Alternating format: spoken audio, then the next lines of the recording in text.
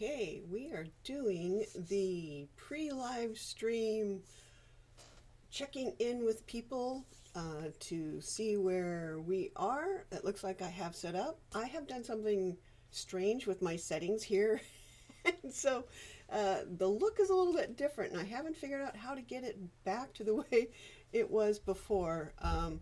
I changed something in the settings somewhere, so I hope the coloring and the color and the look is okay.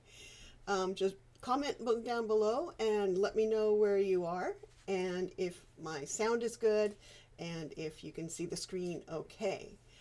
We are going to be talking about a very fun topic today, spring fashions, it being, really close to the first day of spring. So I'm really looking forward to this. This has been something I've kind of had in my mind to do for a while. So it's really awesome that you are all here to chat with me about it. So if you could just drop your name and where you're from into the chat, that would be awesome. And we'll go ahead and get started. So hi. So hey there, my lovelies. Spring is just around the corner, so we are going to be talking today about spring fashions and kind of looking back through history and looking at spring fashions since about the 1900s and basically over the last 100 years. I'm constantly amazed that, what I consider my childhood and young adult years is now quite vintage. So that was an existential adjustment that I had to do. Good morning, Natalie. Oh, hello to South Africa. What time is it there? It's 11 o'clock in the morning here, so it's always fun to see when and where people are when they're watching.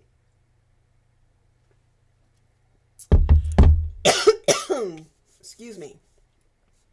So hi, if you're new here, my name is Althea and I'm here to talk all about sewing, having ADHD, historical fashion, history bounding, and all things just, making your life more creative. Today, we're just going to celebrate spring and do some look backs over spring fashions over the last about 100 years. And again, excuse me, this always seems to happen. I get started on these live streams and I start coughing, so bear with me. It'll clear up in just a few minutes. So let's start by sharing my screen.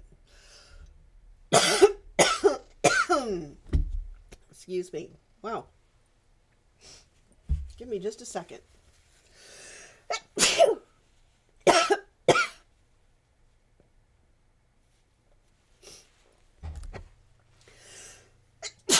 So you guys get to see the behind the screens of me sneezing and coughing all over the place. I must be allergic to these live streams because it seems to happen every single time. Hey Barbara, hi Psycho Cat. We're just taking a break while I'm having a bit of a sneezing and coughing fit. So today we're looking through some online sources that I thought I would share with you so that you can take some time later and poke around. One of my brand new favorite websites that I found recently is connected with the Metropolitan Museum of Art in New York, and they have their digital collections online, and it's a really fascinating place to go look. So if we type in spring fashions into the search bar, it's going to pull up a whole bunch of different things, and this is looking through their entire catalog of publications. And one of the things that I really like about this is this is mostly full looks at the books that they have in their collection. So you can pull this up and you can see the whole publication. So welcome to this particular rabbit hole. I'm going to put a link into the description down below, so once this live stream goes up onto YouTube, you can follow those links. But this is a wonderful place if you are doing a lot of research around costume history. There is just a bazillion different things that you can find here. So I did some lurking earlier, and I'm going to pull up this particular publication. So this is a catalog for spring and summer for silks, dress goods, and millinery. And it is from the year 1887, I believe. And it's from the Lord and Taylor department store. And it starts out with some just kind of description. This is sort of their table of contents. And then it just some directions on how to order from the catalog here. And the one thing I was reading through this is this line right here. You know, times have changed, but sometimes we forget how far we have come in the past 100 years in the way of rights for women. We still have a very long way to go. But here in the catalog, they're talking about if the woman uses her first name and her last name, the married lady should really use her husband's full name. So, yay, we have come a long ways. We can have our own checking account and buy property in our own name. So this is just a kind of an example of a description of what they have here in the catalog. Catalog starts with how to measure yourself so that you can order properly. But then they also say you can send in an old waist lining, so that if you have an old garment that fits well, you can take out the lining and send it in, and they'll be able to send you the proper fitted garment. And then it goes into the types of dresses that they were sold or were selling at the time. And this is, like I said, I believe 1887. And so the dresses are all sort of this very, very tight, very fitted, a little bit of a bustle into the back. But they're just lovely, lovely drawings. And then they have little descriptions down here. So this is flannel, and talking about the platings or the pleatings, going through that. And then we wouldn't normally think of this as a spring fashion. It's woolens and that kind of thing. This one here is cashmere. But one of the things to remember is that what we consider the fashion cycle, having collections released in spring, collections released in summer, fall and winter, there's resort, there's holiday. That didn't really start until about the 1920s, when we start to see the rise of what we consider the modern fashion industry. So what you'll see here is probably, not what we would consider a lot of spring clothing.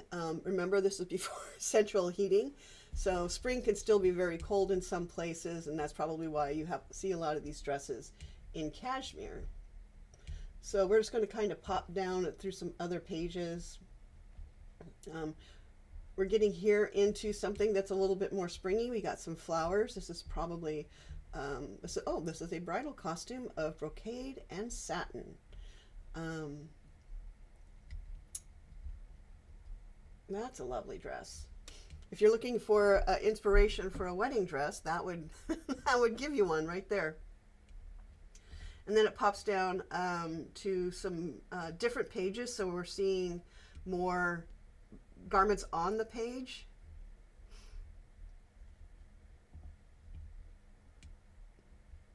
Oh, this is a dinner dress. I would totally wear that. That is gorgeous. Let's pop back here to one of the back pages. Oh, those are indexes. So if we're looking at shoes, these are some of those. So this is the catalog from Lord and Taylor. Like I said, I will have the links to these websites in the description below. So once the live stream gets posted publicly on YouTube, you can follow those links. The next one I wanted to look at was kind of similar, the same for men. Let's look at their instruction page. Every right-thinking man is interested in what he wears almost as much as what he eats. The Everstyle Illustrated Erin is not only of the latest fashion vintage, but is the choicest example thereof, and is therefore just what the man wants who delights in so dressing himself that his clothes pleasingly and unmistakably indicate that he is well informed, has good taste, is living abreast of the times, and properly estimates the value of good opinion of his friends and associates. Those are a lot of words for saying metrosexual in Victorian. So let's look at some of the pages here. I believe this is from 1908, so it's a little bit later than the women's dresses that we saw. The illustrations are a little bit different than the women's in that they are set in a little bit more of a setting. That could be, just signs of the times. Oh, I like this one. The novelty cutaway business frock suit. Man, business frock suit. I think we should bring back business frock suits. I mean, our regular three-piece suits are really, these days, more two-piece suits. They just don't match this, do they? We really need to see these frock suits come back into fashion for men's business wear. Raise your hand and say, heck yeah, if you agree. So, ooh, that's a nice one. So this is a cutaway frock coat, half dress. Back then they had a lot more rules around what men wore and when. I'm not as familiar with the perfect occasions for these types of garments. I'm just fascinated by the fact that this is considered business attire. I think that not only should we bring back frock coats, but I think we should bring back bowler hats. So let's pop down just real quickly. This catalog is not nearly as large as the women's. So we're getting into men's coats. Oh, I like this one. Double-breasted frock coat. It strikes a happy medium between severity of expression and exaggerated effects that appeals to men of refined tastes and respect for eternal fitness of things. Alrighty then. So those are a couple of catalogs from the department store Lord and Taylor. So the next set of websites that we're going to look at is looking at Sears catalogs. I go through Ancestry.com. They have all of the Sears catalogs on there. So if you have a subscription to Ancestry, you will be able to access these garments or these publications. Good morning, Kathleen. Welcome. It's great to see you again. I hope the weather is nice where you are. We had a lovely day of sunshine yesterday, and so I got out and did some gardening, and I was working on dinner later and found some moss in my hair. So that's how I know I was out there gardening. I'm just a sort of a hedge witch at heart anyway. So the next set of publications that we're going to look at are these Sears catalogs. Now, Sears catalogs are great for kind of showing what every person wears. They're kind of, the most common garments, the most common things that people would purchase. Now, this one here is from 1900, and their catalogs so far haven't really sort of taken the form that we're used to seeing. A lot of the stuff that would later end up in the back of the catalog were in the front of the catalog. And eventually, you know, most of the garments are going to end up in the front. But here, a lot of the stuff that is more accessories is in the front. So we're just going to keep scrolling back until we get to the clothes. Do the dinnerware, clocks. What do we got here? Electrical supplies. Boy, I'm hoping this isn't a dud. I'm ashamed to say I did not check these pages out as closely as I probably should have before I started.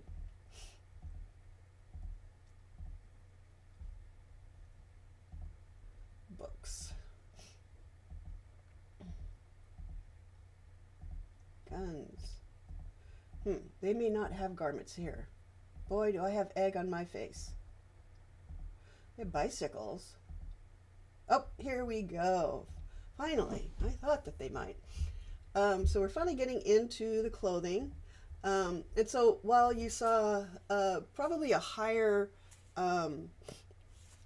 quality of clothing in the Lord & Taylor department store, Sears and Roebuck's really was made for, you know, the common person.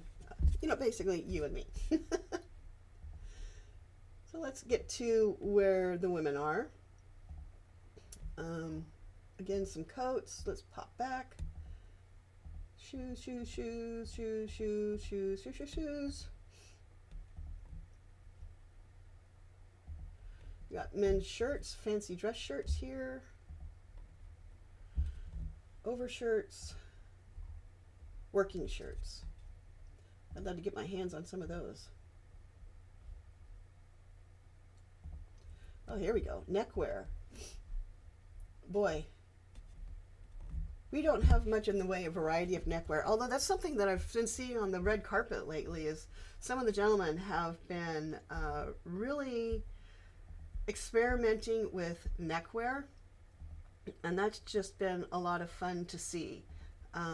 Not just your basic straight tie or bow tie, ascots and beautiful silk scarves and those kinds of things have been showing up quite a bit on the red carpet, and it's just been really delightful to see. Okay, now we're getting into women's stuff. So here we have some of the spring and summer hats for the year 1900. And these kinds of resources are really good when you are doing, you know, historical research, because they really give you pretty much everything you need to know about that particular garment. You know, this is talking about straw. It talks about the trimming. You can really see the design. It's like, how do they keep that on their head? I mean, this one right here. You know, how does she keep that on her head? That must be pinned to within an inch of her life. I wonder how many migraines they got from wearing their hats. Here is some feathers. Feathers became so popular that some bird species were in danger of going extinct. So they had to make it very unpopular for putting bird feathers on hats, and in some places it was illegal to harvest feathers for fashion. That's one of the reasons why we have such a narrow band of feathers available to us. So here's some sort of more casual straw hats, and here in the middle we have a bridal wreath headpiece with wax orange blossoms. That includes a brooch and stemming so that you could pin that into your hairstyle.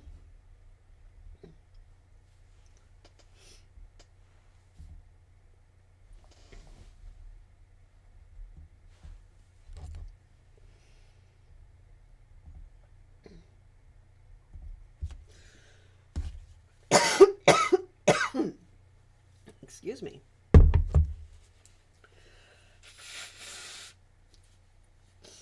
That's the fun, I guess, of live streams, is it's uncut and unfiltered. Hey, good morning, Amaras. It's great to see you here. We are looking at the Sears catalog. So here's some of the corsets that are available. And you're starting to see the beginnings of that S-curve shape that would come to dominate the era.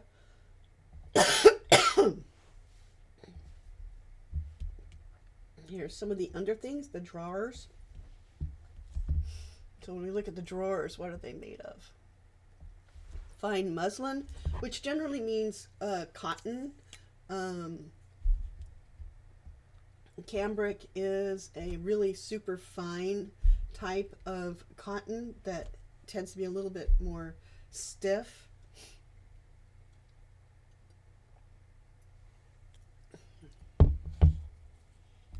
And the nice flounces down at the bottom. Looking at summer corsets. Getting into children's clothes. So here we have underskirts. So we had slips like this one here. We had petticoats and tops that would go over the corset.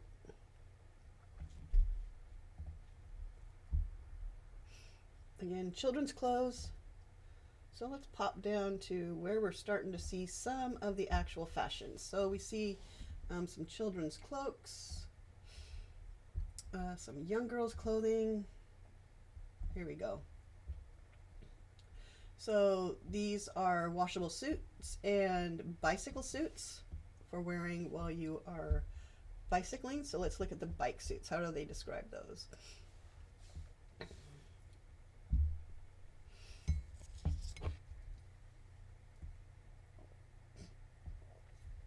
So this one is made of all wool repellent cloth in black, blue, or tan. Boy, so many choices. Got wool check goods.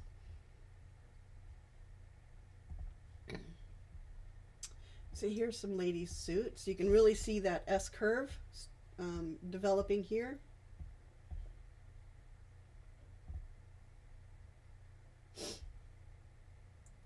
More lady skirts. Let's see if we can find some pretty dresses. There you go. Some house coats.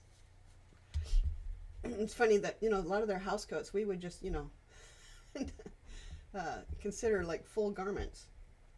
But this is what they would consider their house coats. And then we have coats here. So this is from 1900. Let's pop up to 1910 and see what they got there. Let's go to page 500.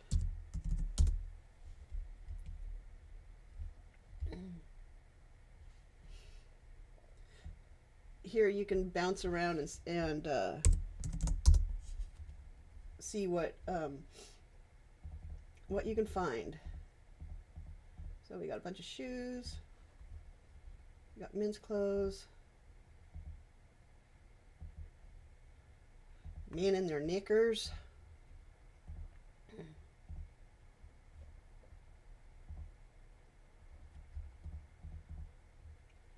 Let's see if we can find the women's clothes.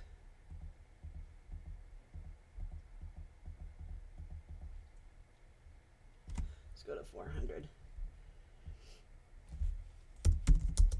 I did a video on using Ancestry for doing costuming research a while back. That just kind of shows all the different resources that if you happen to have a subscription to Ancestry, that you can access all of these different things. Let's go to page 600 and see if we can find it. Wow, where are the women's clothes?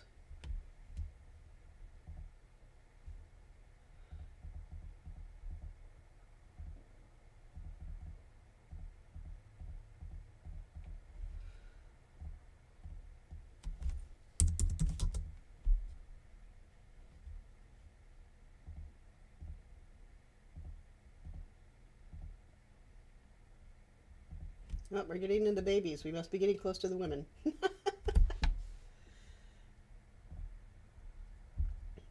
Yep, getting into the babies. There we go. Finally. Sorry about that. So we're getting into the women's clothing. Looking at aprons. We have gowns here. I have a feeling these are nightgowns.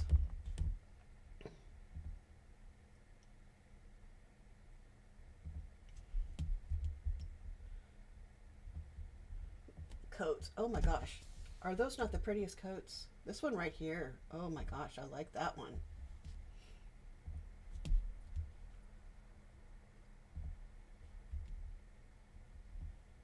Auto and raincoats. I love these. Can you imagine going in your motor car in your auto coat here with this great big hat? Of course, the cars only went about 20-30 miles per hour back then, so it's not quite as as it would be today trying to wear a hat like that. So these are silk coats. Let's look at some of these. Those are so pretty. Got the decorations here. Looks like we got some soutache braid on it, forming some of these designs here. Got some embroideries going on. Those hats, I love those hats.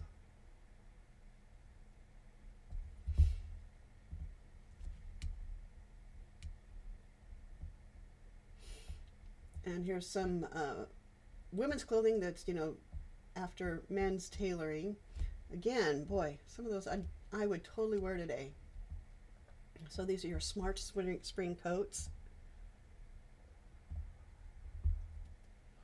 So here's some shirt waists made out of silk. Pleating, all of that handwork. Although by this time a lot of the stuff would have been done by machine. But this beautiful lace and net pieces here, those are super cute.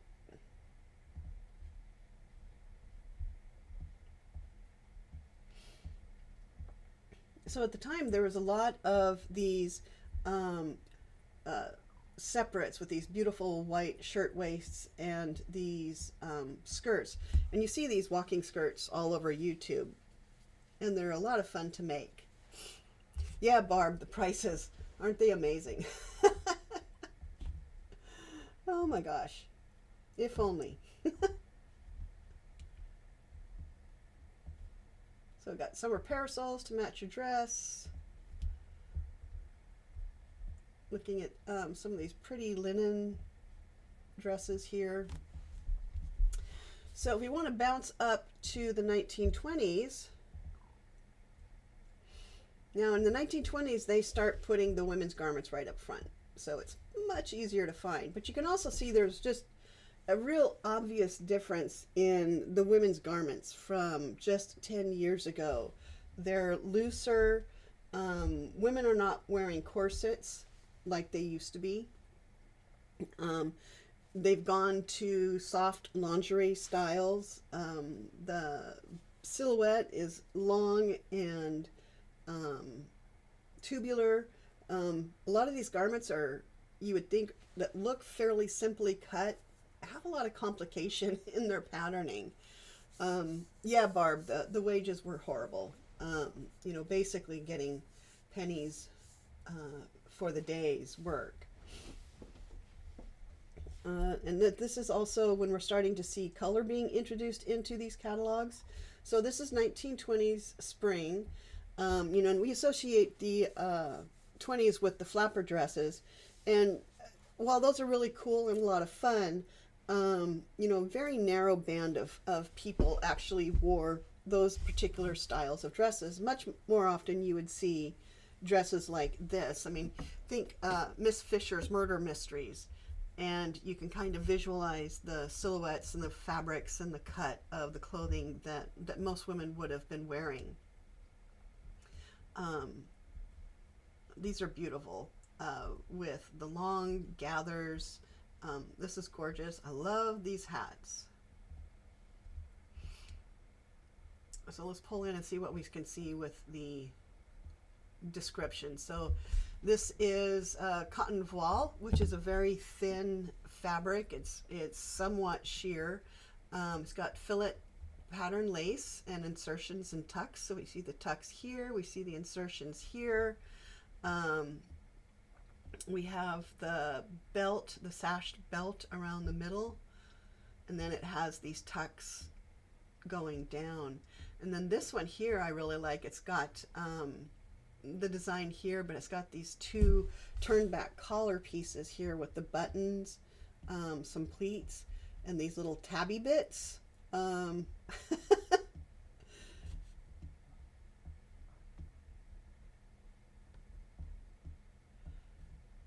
saw this right here. I saw this on a 1950s vintage pattern that I was looking at on eBay just a couple of days ago from the 1950s. So it's really interesting that, you know, design details happen over and over again. So fashion is very rarely pulled out of whole cloth and brand new. These are maternity dresses. Because we gotta be planning for the bebes back then, I guess.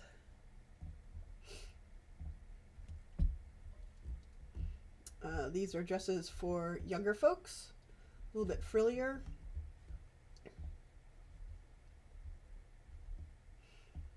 I mean, our modern our modern eye, you know, looks at these and don't see young people, but there's a lot of coding here that they probably would have recognized in their time as indicating the garment for being for younger people. Then we're looking at these tailored suits. Yeah, pockets. Look at these pockets. I mean, they don't just have pockets, they have pockets. I love the detailing here for the pocketses. I mean, we so need to be bringing these kinds of pockets back.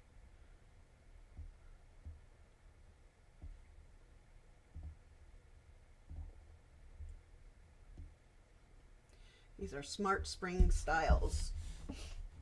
Kind of a nautically with the naval, the navy colors, the turn back collar there. These some new spring styles. Lovely blouses tucked into the waistbands there.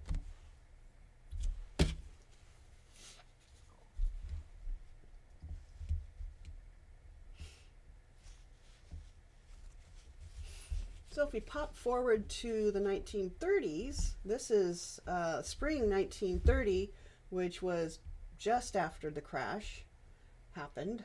And so there was a lot of changes in the economics of people at this time.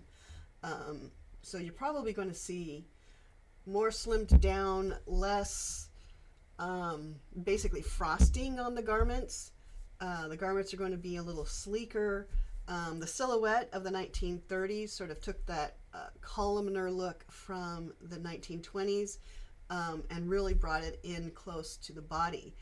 We see a lot of bias fabric being used here, and so you'll see just a lot of really interesting body conscious draping, and these kinds of godets right here were super popular. These kinds of handkerchief hems. Looking back, I adore 1930s clothing. I just love the draping and the use of fabric. You don't see a lot of that heavy trim that we saw, you know, in these garments back here, back in the 1910s. There was a lot of just surface embellishment that we don't see nearly as much in the 1930s. And I love these cloche hats.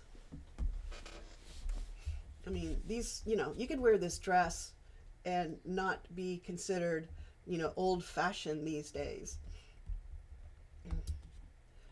I love how every season is very smart. Again, here we see those godets with the insets into the skirts. Because the skirts were so columnar in look, you often see these little ways of adding a little bit of width to the bottom of the skirt so that you can actually walk. These two here are pleated. This is a trumpet, sort of a flared skirt at the bottom. This looks like it has some pleating. Any one of these would be a lovely spring outfit, like this one right here. That's gorgeous. What is it made of? Cotton piqué, which is a cotton with a little bit of texture in it. It's a pretty firm woven fabric.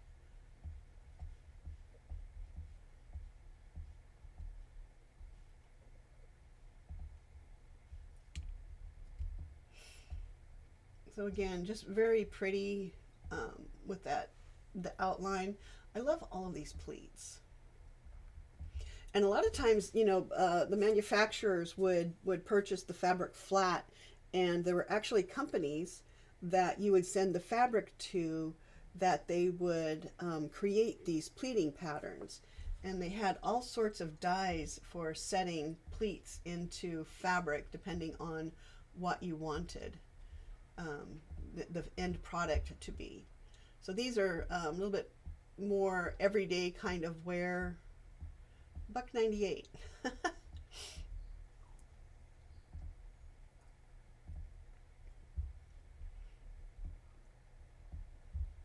So we're getting into young girl stuff here. Okay, so if we pop forward to the 1940s, just got the 1940. Yep, 1940.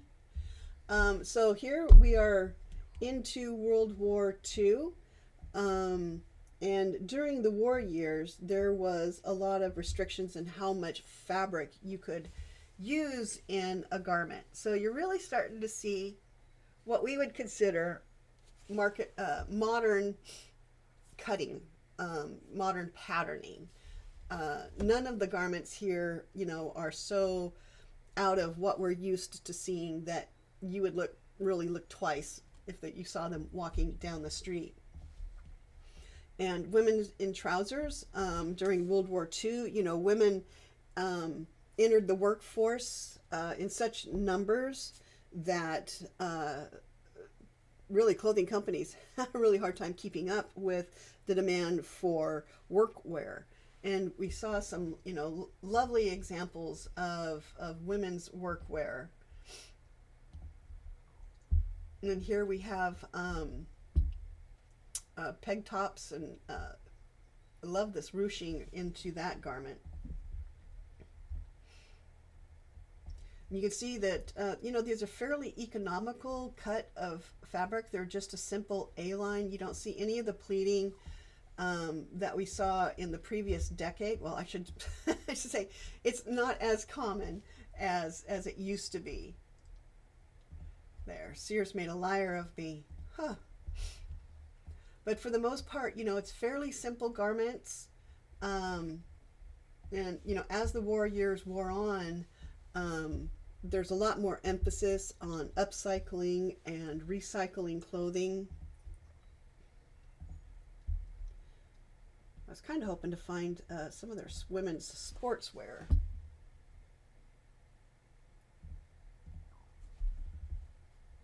Oh, news for shorter women. Oh, they're so pretty. These here, gosh, they're just gorgeous.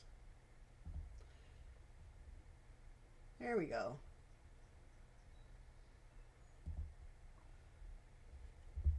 So we got clothes in white.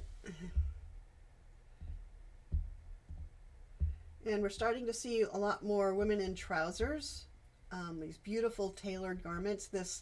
I like this sort of skirt, secret pants action going on here with the pants underneath. This getting into outdoor clothing. Let's pull in and see what they say.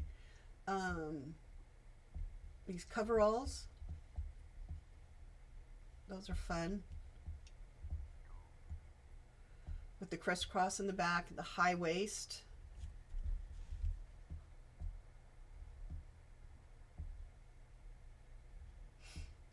This is called the rodeo because of the self fringe. See, and here's another example of that skirt over a pair of shorts. I just think they're just super fun. For all you equestrians out there, never have too many pair of jodhpurs. Getting into some separates here. I love me a good plaid jacket. I'm seeing a sweater here, so we're starting to see a little bit more knitwear. If we had time to dig down in some of those other years, we probably would have seen knitwear as underwear, and it was in the 1920s, and I believe it was Coco Chanel who started using jersey fabric in outerwear, and until she was very scandalous and used jersey as outerwear, it had really only been used as undergarments. This is nice. You got the bouquet there. Looking at some shirt waists. Getting into some other separates. Ooh, undergarments. Here we see some knits, bathing suits. It's kind of funny how, you know, for a while swimming suits were so minimal, and now we're kind of back to this more coverage era, so I kind of like that. The coats are lovely. Oh my gosh, I love the coats of the 1940s. The defined shoulders, the waist, and just the cut of these garments. I just really love them. This is more of a sack coat, been good for hiding your baby bump. But I mean, that coat right there. I mean, that coat right here. Is that not just like the most perfect coat? So if we pop forward to 1950. So 1950, we're post-war, and we're starting into the baby boom, and notice what is very first in the catalog. All of the kids' stuff. And it takes you quite a while to get down to where the women's garments are. So we're starting to see young misses. But we're quite a ways into the catalog before we start to see grown women showing up. Now, 1950, you still have a lot of the outlines and the silhouette of the war years because production hadn't returned really to the previous pre-war years. And it was going to take a while for everything to catch up. Let's just pop through all of these to find the women's clothing. There we go. So in 1950, this is really before Dior's new look really took off, but you can kind of see that they are starting to see that the width in the skirts that we see with Christian Dior's new look. Starting to see the flare in the skirts. This is a nice one here with the waist. But we're starting to see really a hyper femininity in the clothing here with the very nipped in waist and the wide skirts. Lovely pleating in these garments. And these are jersey, these are knits, so this would have been a heat set using heat and steam and pressure to set these pleats into this garment. And I mentioned earlier the companies that basically they took flat fabric and pleated it. They would have dies that you would lay the fabric on so that you get the pleating that's narrower at the top and wider at the bottom, so that it would fold into the waistband but be this lovely drape here at the bottom. Those companies still exist, but there's not that many of them left, which is a real shame. I mean, we're losing so much through modernization. And of course, you know, this was the era of baby boom and looking at hiding baby bumps. And some lovely suits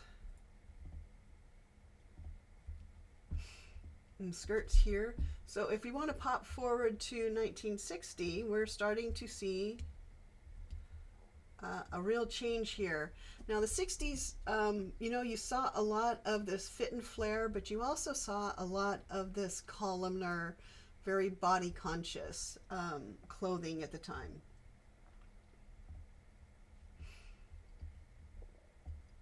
This is lovely. What is the fabric here?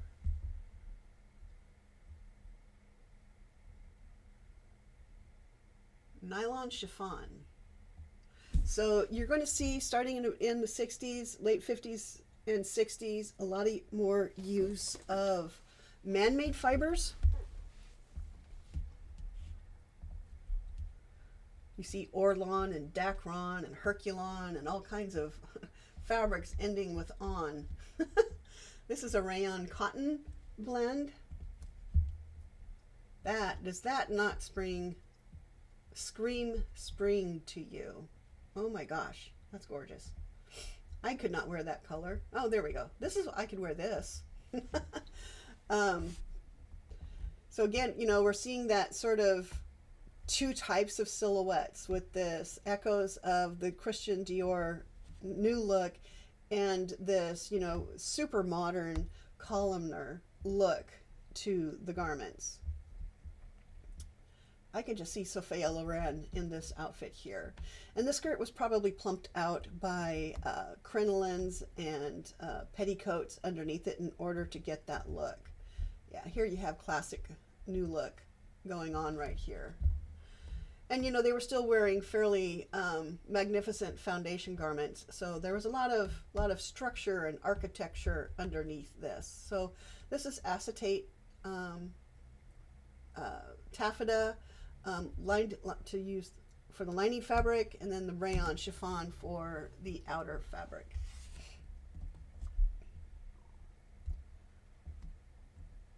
I can just see my mom wearing these dresses here.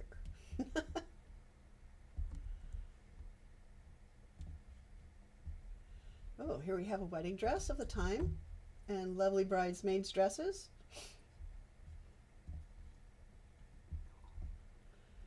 They still offered silk. Oh my gosh, this fabric, I want to lick the screen. I love this fabric so much. I really miss the teals and the greens of this era. These colors just make me happy. Here we have Audrey Hepburn, Breakfast at Tiffany's, the little black dress. And then I love this little top that you could put over top of it, this little bolero piece. We're starting to get into knits here. I love these twin sets. Here we have Mommy and Me outfits. Oh my gosh, look at these candy colors. Oh my gosh, look at those. Those are super fun.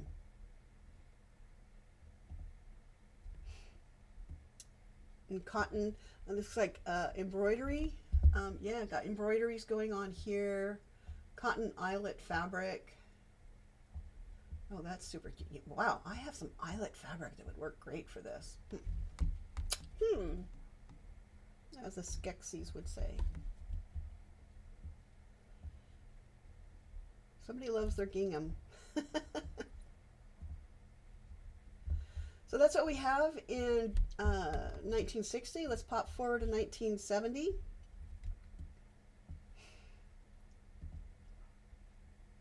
Oh, Home Furnishings takes the center stage here. Okay, now we're getting into it. Pantsuits. Boy, who remembers the pantsuits of the 70s? Raise your hands. Hot summers in polyester.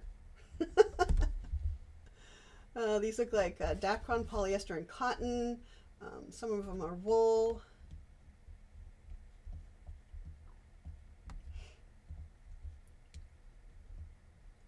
Fun, fun pantsuits. And here we have mix and match outfits. That coat right there. Remember some of those coats that we saw back in 1910? That one right here. That, remember those motor coats that we saw earlier with the great big hats? That one right there. Like I said, all fashion is recycled. We see a lot of really sporty stuff in the 1970s. You know, we have all the mini skirts. Oh my gosh. Oh my gosh. I love this one. Just that not scream 1970s. I love it.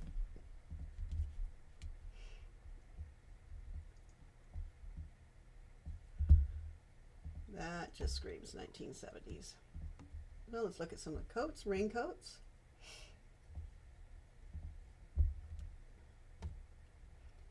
I love these. Oh my gosh, I love these so much. Here we go. Oh my gosh, I love these. Look at those striped little skirts.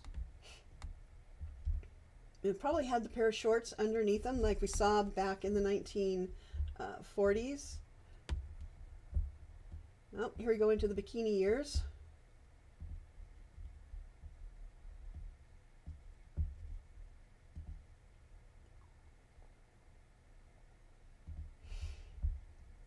Love me some 1970s.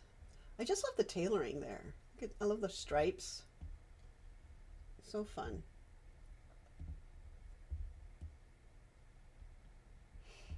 I would 100% wear a lot of this stuff. But then again, I 100% did wear a lot of this stuff. Okay, let's pop forward to the 1980s. Tracksuits, yay! By this time, you know, athleisure was starting to really make dent in the fashion world.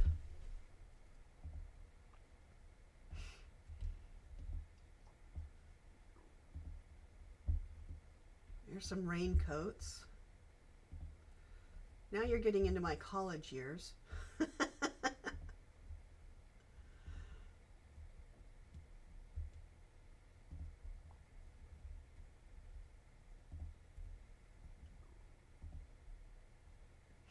So we got some sporty separates here. Again, you know, we have this really clean lines. Clothing is much more serviceable, washable,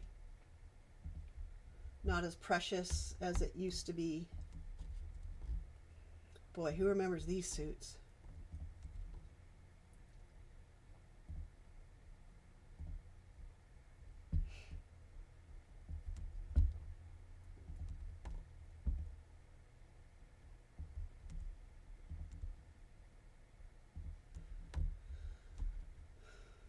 Like swimsuits are a little bit more low-line legs, as more than they had been in succeeding years. 90s and the 2000s, we saw the legs kind of come up to the belly button there. And then various just blouses, sweaters.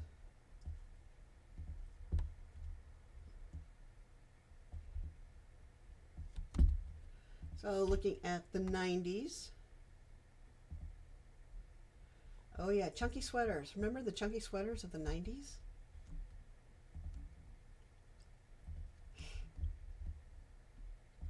The big shoulders, the big waist. Oh yeah, sweaters of the 1990s.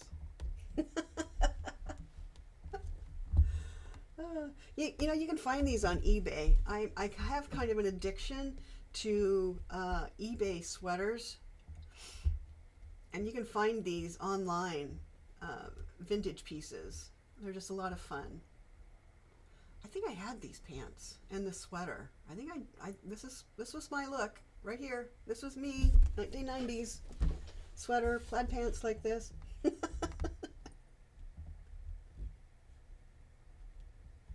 Yeah, the Intarsia. Big sweaters. Big, big, big sweaters. Which is really funny because, it's supposed to be spring, but, spring can still be kind of cold in places.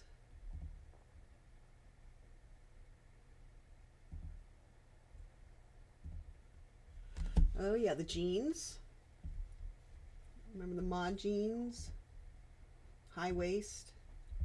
Those are back in pop fashion these days. This waistband here. Yeah, that's like super in right now. Oh yeah, denim of the 90s. So much denim.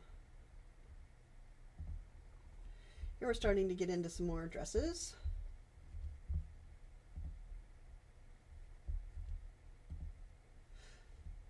Let's go back to that one. This one here, I mean, remember back in some of those 1930s styles with the long overlays, with the long skirts. Again, everything is recycled.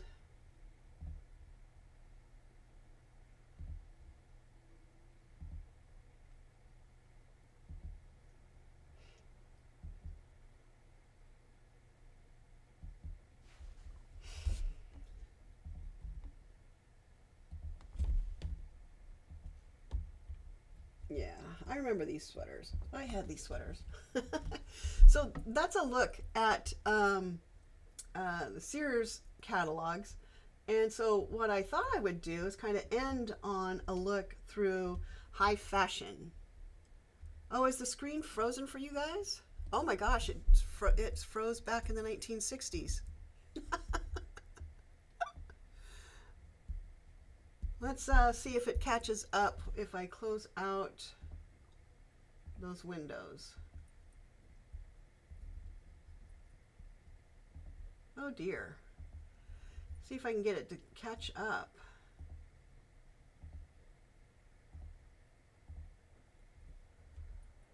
Are you able to see?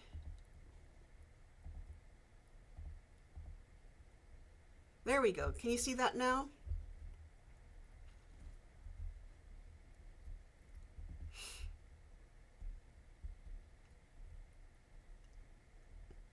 Can you see the Met?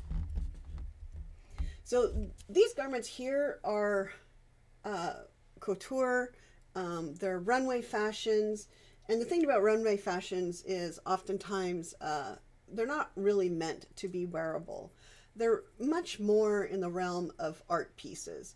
So when you see something like this, they're not really intended to be, worn on the street, but they are basically talking about important themes in culture at the time. And this one is from 2019, from the before years, talking about less is more, but the dress itself takes up so much fabric, so much volume. So when you're looking at these art pieces, they're just really a lot of fun to look at, and looking at dress and how sometimes real playful it can be. Looking here, this is from Thom Browne, Spring and Summer 2018. So it's got this suit here from the front, and from the back it's this beautiful white draped garment. Kind of presages a lot of what we see on the catwalks these days and on the red carpet. Tonight's the Academy Award, which is another reason why I kind of wanted to end on these dresses, because that's the kind of garment that we see here, is these sort of high fashion, not really meant to be worn on the street or to mop the kitchen, Barb.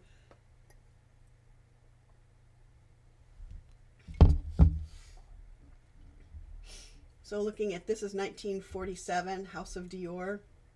Here we see the full-on new look with the super nipped-in waist. And a lot of times these peplums here are padded out with foam and such like. So you can go to the Metropolitan Museum of Art website and check these out. So that's what I have for you today. Thank you so much for hanging in there. Oh my gosh. I just seem to have the sneezes today. Good gravy. So, before you go, I invite you to like and subscribe to the channel. It really does help more people to find us in our growing community. And if you would like to support the channel, you can always find a few ways down in the description below once it goes live. So, this will probably go live on the channel sometime in the next few hours. So, feel free to continue the conversation then. And until next time, I bid you joy. Have a lovely rest of the day.